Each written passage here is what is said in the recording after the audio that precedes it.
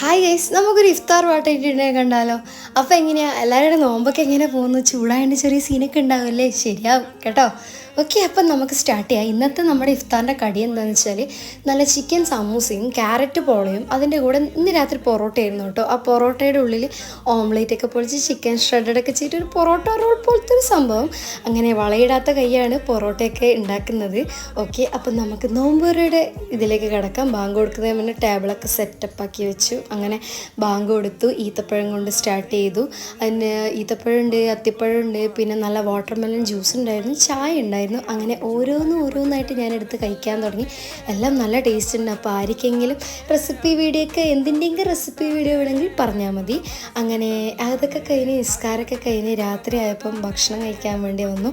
നല്ല പൊറോട്ടയും ചിക്കൻ ചില്ലിയായിരുന്നു കേട്ടോ. അവസാനം ഒരു നല്ല ചൂട് ചായയും കൂടി കുടിച്ച് ഇന്നത്തെ വാട്ടേറ്റിനിടെ അവസാനിച്ചു. ബൈ.